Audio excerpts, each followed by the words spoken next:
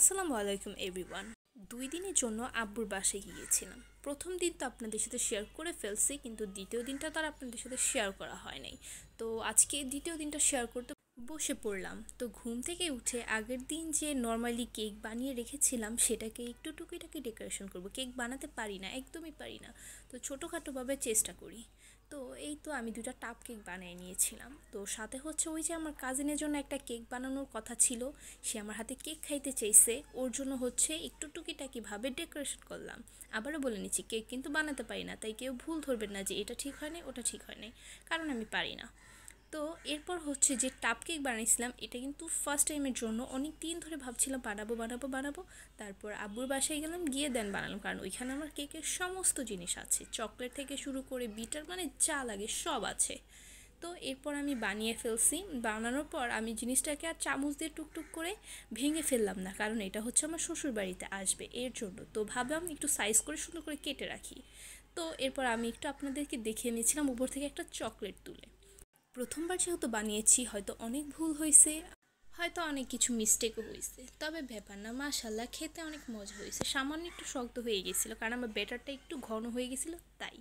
তো এরপর আম্মু আচার বানানোর জন্য অনেকগুলো রসুন নিয়ে নিয়েছে। আর হ্যাঁ, আচারটা কিন্তু রসুনেরই হবে। তারপর আমার বোন বসে পড়ছে নারকেল ছুলতে। ওরে বাবা, আমার বোন কত কাজের হয়ে গেছে আমি চলে আসার পর, সে এখন নারকেলও ভাঙতেছে। বাবা, এটাও আমার দেখতে হচ্ছে। যাক, অনেক লাকি হয়ে গেলাম তাহলে।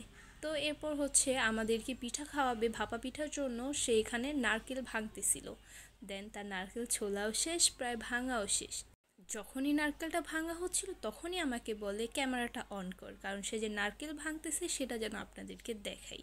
তো দেখেন কত সুন্দর করে নারকেলটাকে ফাটিয়ে নিয়েছে, মাশাল্লাহ অনেক গুণপতি হয়ে গেছে। তো এরপর আমরা বালাচাও বানাতে চলে যাব রান্নাঘরে। এর জন্য চিংড়ি শুটকিটাকে ভালো মতো ধুয়ে নিতে হবে। আর পাশে হচ্ছে রসুন নিয়ে নিয়েছি, প্লাস পেঁয়াজও নিয়ে নিয়েছি, এই দুটো কিন্তু কুচিয়ে নেওয়া হবে। আর বালাচাওয়ার জন্য যে ভিডিওটা মেক করতে চাইছিলাম সেই ভিডিওটা না আমার অনেকগুলো কাট হয়ে গেছে, মানে বালাচাওয়ার সম্পূর্ণ ভিডিওটা আমি নিতে পারি না, নিয়েছিলাম কিন্তু সেটা ডিলিট হয়ে গেছে, তাই আমি না এটাকে হচ্ছে আলাদা করে কাট করে বা আলাদাভাবে কোনো ভিডিও শেয়ার করতে পারলাম না। আমি চেয়েছিলাম বালাচাওয়ার একটা সুন্দর ভিডিও শেয়ার করব, কিন্তু সেটা আর আমার পক্ষে পসিবল হলো না। তো যাই হোক, চিংড়িটাকে ভালো মতো ধুয়ে ওয়াশ করে তারপর হচ্ছে আমরা চিংড়িটাকে ভেজে নেব। তবে ব্যাপার না, মুখে আমি প্রত্যেকটা টিপস হচ্ছে বলে দিচ্ছি, মানে যেভাবে বানিয়েছি। চিংড়িটাকে ভালো মতো ভেজে নেব, একটু তেল শর্ট পড়ছিল তাই আবার একটু দিয়ে নিছি। তো চিংড়িটা ভালো মতো ভাজা হয়ে গেলে তার মধ্যে আমরা রসুন কুচানো দিয়ে ভেজে নেব। রসুনটাকে কিন্তু বেশি ভাজা যাবে না, রসুনটাকে বেশি ভাজলে তেতো হয়ে যাবে। তো এরপর হচ্ছে পেঁয়াজটাকে ভালো মতো করে ভেজে নিতে হবে। সম্পূর্ণ ভাজা হয়ে গেলে তেলের মধ্যে কড়াইয়ের মধ্যে সামান্য পরিমাণে একটু তেল নেবেন, তার মধ্যে সামান্য পরিমাণে লবণ দিবেন, আর হচ্ছে যতটুকু স্পাইসি খেতে চান ওই রকম হচ্ছে অনুযায়ী গুঁড়ামরিচ ছিটিয়ে দিবেন। তো ছিটিয়ে দেওয়ার পর জিনিসটা সামান্য একটু নাড়াচাড়া করে তারপর যেই মিশ্রণগুলো আপনি ভেজে রেখেছিলেন প্রত্যেকটা হচ্ছে কড়াইয়ের মধ্যে ছেড়ে দিয়ে, মানে যে মিশ্রণটা তৈরি করছেন সেটার মধ্যে নাড়াচাড়া দিবেন। তারপর 2 মিনিটের জন্য ভাজা হয়ে গেলেই সেটা কিন্তু রেডি হয়ে যাবে। তো এরপর হচ্ছে আম্মু নারকেল কুড়িয়ে নিচ্ছিল। তো নারকেল কুড়ানো কিন্তু শেষ, কিন্তু আমি বলছি মা তুমি এটা কী করলাম, আমি তো ভিডিও করতাম। দেন আমার বোন বললো আয় আমি একটু ভাব নিই আর তুই হচ্ছে ভিডিও নে। দেন ও একটু ভাব নিতেছিল। তারপর আমরা চলে যাই আমাদের সেই ফুপ্পির বাসায়। আমার যে কাজিন কেক খেতে চেয়েছিলো তার জন্য কেক নিয়ে এখানে সব পিঠা সব কিছু রেডি করে দিয়ে গেছিলো, কারণ সবাই অনেক কম ছিল, যার জন্য আমরা তেমনভাবে কোনো কিছুই হচ্ছে ছাড় দিই নেই, সব কিছুই খেতে হবে আমাদের। তো এরপর আমরা আমাদের ফুপির বাসা চলে যাই। যে কেকটা দেখলেন না, কেকটার জন্য একটা বক্স লাগতো, বক্সটা কেনার মতনও সময় ছিল না, এতটা কম সময়ের জন্য আমরা গিয়েছিলাম।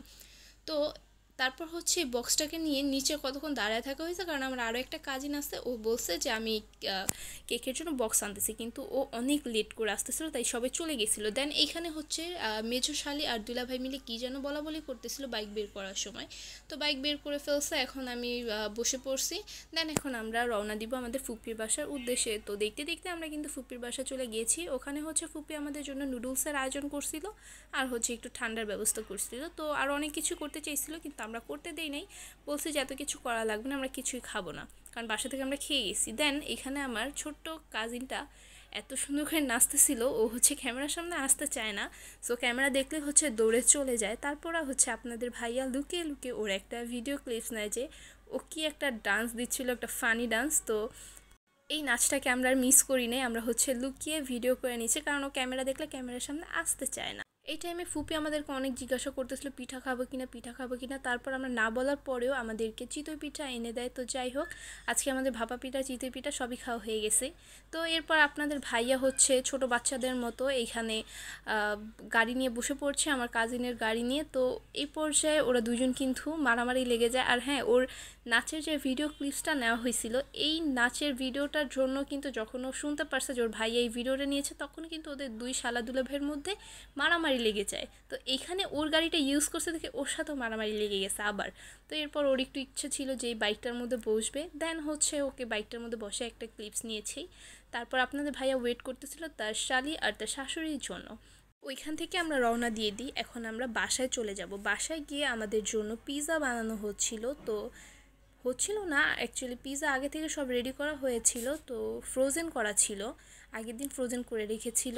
দেন এগুলো হচ্ছে একটা আমি বাসায় নিয়ে আসবো, আর একটা হচ্ছে আমাদের ওই বাসাতেই বসে খাবো। তো একটা বাসায় মেক করে দিয়ে দেওয়া হয়েছিল।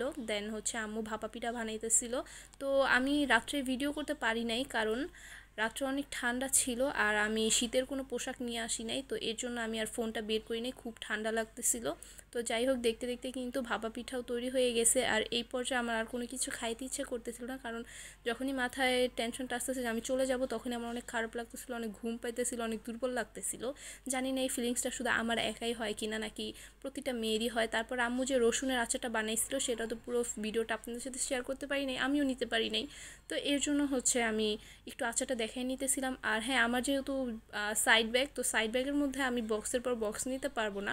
তো এর জন্য আম্মু যা যা ভর্তা মেক করছিল, প্রতিটা ভর্তা কিন্তু আমাকে একটু একটু করে পলিথিনের মধ্যে করে দিয়ে দিয়েছিল, বলছে যে এগুলো বাসায় নিয়ে গিয়ে দেন সাথে সাথে ঢেলে ফেলবে। আমি আচার, পিৎজা সব কিছু কিন্তু পলিতে নিয়েছি, কারণ আমার বক্সে আটবে না এর জন্য। তো আমার আজকের ভিডিওটা কিন্তু এখানে এ পর্যন্তই ছিল। দেখা হবে পরের কোনো ভিডিওতে। ততক্ষণ পর্যন্ত সবাই সুস্থ থাকবেন, ভালো থাকবেন, আল্লাহ হাফেজ।